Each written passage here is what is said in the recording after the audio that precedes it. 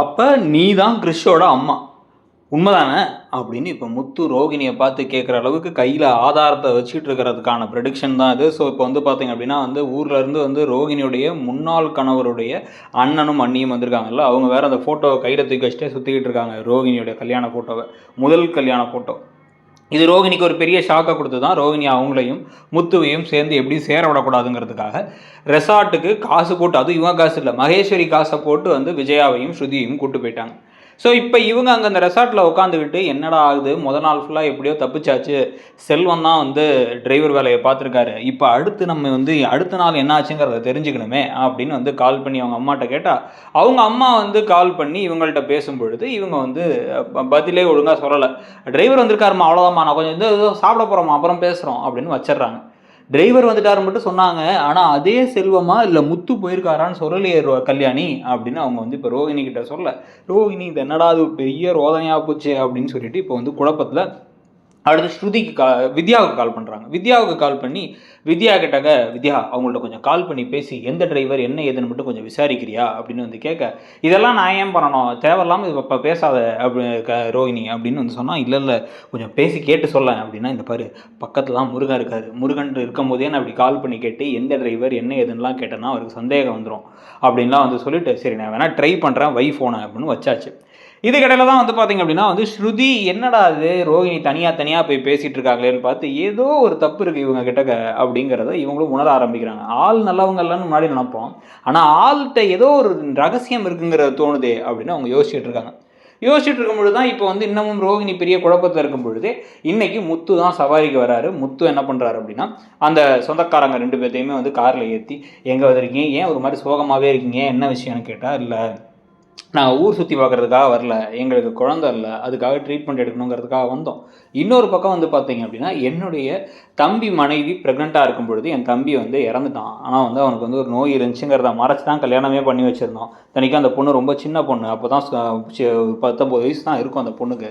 கல்யாணத்தை பண்ணி வச்சோம். ஆனால் அவள் ப்ரெக்னெண்ட்டாக இருக்கும் போது அவன் இறந்துட்டான். சரி சொத்தெல்லாம் பிரித்து கொடுக்கணுமே, நாங்கள் எங்கள் மனசு அப்போ அந்த மாதிரி தான் யோசிச்சு, அதனால் அவளை வீட்டை விட்டு அடித்து துரத்தி உனக்கும் எங்களுக்கும் எந்த சம்மந்தமும் இல்லைன்னு சொல்லிட்டோம். கடைசியாக அவள் தனியாக அவங்க அம்மாவோட கஷ்டப்பட்டு, அந்த பொண்ணுக்கு அப்பா கூட கிடையாது, குழந்தைய பெற்றெடுத்தா. அதனால தான் இப்போ அந்த பாவம் தான் எங்களை குழந்தைய இல்லாமல் ஆக்கிடுச்சோ அப்படின்னு தோணுது அப்படின்னு பேச, சரி விடுங்க, பண்ண தப்பாக உணர்ந்து இப்போ மன்னிப்பு கேட்கணும்னு நினைக்கிறீங்கல்ல அப்படின்னா, ஆமாம் நாங்கள் மன்னிப்பு கேட்க நினச்சோம், ஆனால் அந்த பொண்ணு இன்னும் கோபமாக தான் இருக்கா அப்படிங்கும் போது, இப்போ சரி குழந்தை இல்லைன்னா என்னங்க, ஒரு தத்து எடுத்துக்கோங்க, தத்து எடுத்து ஒரு நல்ல காரியம் தான். ஒரு குழந்தை ஆதரவு இல்லாமல் இருக்க குழந்தைய நீங்கள் ஆதரவு கொடுத்து பாசத்தை கொடுத்துக்கிறது எவ்வளோ நல்ல விஷயம் தெரியுமா அப்படின்னு முத்து சொல்லும் பொழுது, அதை தான் நாங்களும் நினச்சோம். அப்படி பார்த்தா எங்கள் தம்பி பையனே இருக்கான், எங்கள் தம்பி பையனை தத்தெடுக்கலான்னு எனக்கு தோணுச்சு. ஏன் அப்படின்னு பார்த்தா எப்படியும் அந்த பொண்ணு கஷ்டப்படுறான்னாங்க. அப்புறம் அந்த பொண்ணுக்கு இன்னொரு கல்யாணம் ஆகிடுச்சுன்னாங்க. அதெல்லாம் வச்சு யோசிச்சு பார்க்கும்பொழுது நாங்களே இவனை போய் தத்தெடுத்து வளர்க்கலாமேன்னு யோசித்தோம். அப்படின்னா சரி, அது நல்ல விஷயம் தானே.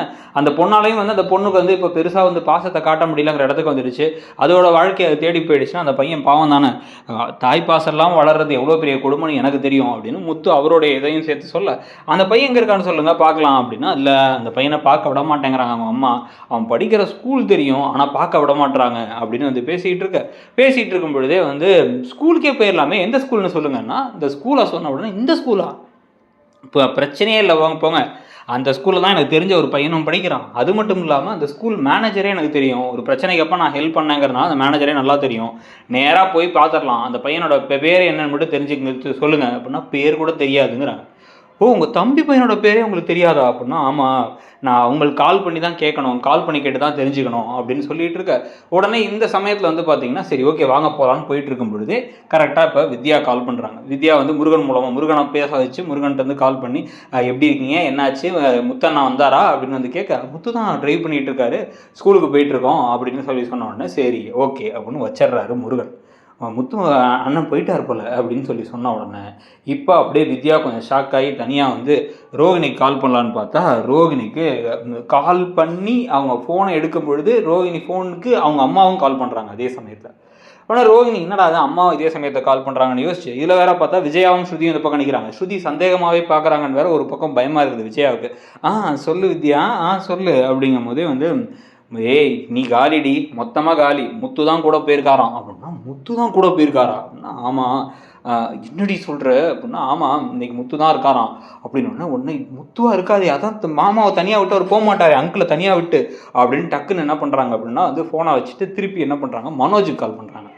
மனோஜுக்கு கால் பண்ணால் இப்போ மனோஜுக்கு கால் பண்ணும் பொழுதே வந்து பார்த்தா திருப்பி இவங்க அம்மாவோட கால் வெயிட்டிங்கில் வந்துட்டே இருக்குது. எதுக்கடா அம்மா கால் வெயிட்டிங்கில் வந்துட்டே இருக்குது, அம்மாவுக்கு ஒரு அறிவே இல்லை அப்படின்ட்டு இந்த பக்கம் கால் பண்ணி மனோஜ் கிட்டக்க, மனோஜ் என்ன மனோஜ் எங்கே இருக்க அப்படின்னா, வீட்டில் தான் இருக்கேன் அப்படின்னா. ஷோரூம் போகலையா அப்படின்னா, இல்லை இன்றைக்கி ஷோரூம் போகல, ஏன்னா வந்து அப்பா தனியாக இருக்கார்ல, அதான் கூட இருக்கோம், அதனால் நாங்கள் தான் பார்த்துக்கிட்டு இருக்கோம், ரவி தான் இப்போ சமைச்சிக்கிட்டு இருக்கோம், இன்றைக்கி நேற்று நாங்கள் சமைச்சதுக்கே ஒரே டயர்டு ரோகிணி அப்படின்னும் போது, இல்லை முத்து எங்கே அப்படின்னு வந்து கேட்க, முத்து சவாரிக்கு போயிட்டான், நாங்கள் 2-3 பேர் மட்டும் தான் இருக்கோம்.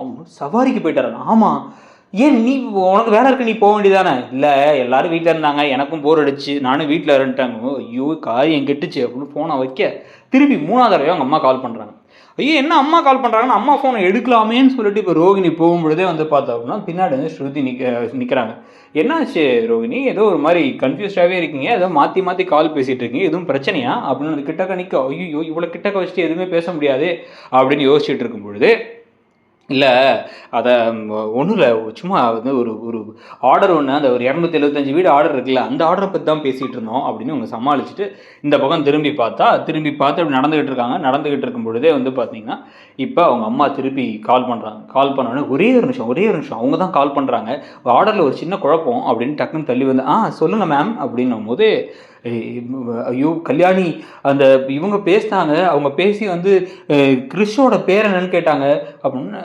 இப்போ பேர் எதுக்கு அப்படின்னு இவங்க அப்படி இந்த பக்கம் அப்படி ஷாக் ஆகி கேட்க, இல்லை அவங்க போய் பார்க்க போகிறாங்களாம், அவங்களுக்கு எப்படி அப்படின்னா, ஸ்கூலில் நான் முன்னாடியே சொல்லிட்டேன், பேர் தான் சொல்லாமல் இருந்தேன். ஐயோ அப்படின்னு அவங்க யோசிச்சுட்டு இருக்கும்போது, இப்போ என்ன பண்ணுறேன்னு எனக்கு தெரியல கல்யாணி, அதுதான் அதில் வேற முத்து தான் ட்ரைவ் பண்ணிட்டு போகிறான்னு வேற சொல்கிறாங்க அப்படின்னும் போதே டக்குன்னு இவங்க பக்கத்தில் ஸ்ருதி வந்துட்டாங்கன்னு ஃபோனை வச்சிடுறாங்க. முகமெல்லாம் அப்படியே வெளிரி போயிடுச்சு. என்ன நடக்குது ஏது நடக்குதுன்னு அவங்களுக்கு ஒன்றுமே புரியல. இப்போ ரோகிணி இந்த குழப்பத்தில் இருக்கும் பொழுது நேராக என்ன பண்ணுறாரு முத்து, நேராக உள்ளார கூப்பிட்டு போயிட்டு, அந்த பையன் பேர் என்ன சொன்னீங்க, பேசுனீங்கல்ல சொல்லிடுங்க அப்படின்னு சொல்லிட்டு இவர் அப்போ தான் அவருக்கு மீனாட்டேருந்து கால் வருது. அந்த பாட்டியை பற்றி பேசிட்டு இந்த பக்கம் போக, இவங்க அந்த பக்கம் வந்து அந்த மேனேஜர்கிட்ட கிறிஷ் தான் வந்து அந்த பையன் பேர், இந்த கிளாஸ் படிக்கிறான்னு, கிறிஷை வர சொல்கிறேன் அப்படின்னு அவங்க வர சொல்கிறாங்க.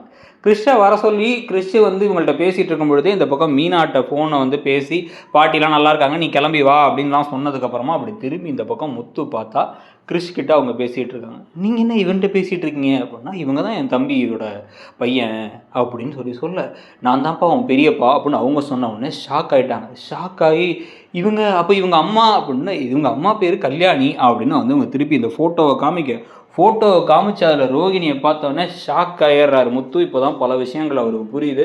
அவர் டக்குன்னு என்ன பண்ணுறாரு அப்படின்னா வந்து இப்போ ரோகிணிக்கு ஒரு காலை போடுறாரு. ரோகிணி என்ன முத்துட்டேருந்து கால் வருதுன்னு அப்படியே பதறி போய் ஃபோன் எடுத்து காதில் வச்சா, அப்போ நீ தான் கிறிஷோட அம்மாவா அப்படின்னு கேட்குறதோட முடிஞ்சா சூப்பராக இருக்கும். இப்படியாச்சும் அவங்க மாட்டுவாங்களா, இல்லை எப்பவும் போல் மாட்டாமல் தப்பிச்சிட்டே போவாங்களாங்கிறத பற்றி உங்கள் கருத்தை சொல்லிவிட்டு அப்படியே மறக்காமல் இடம்பொருள் சேனலையும் சப்ஸ்கிரைப் பண்ணிவிடுங்க. தேங்க்யூ.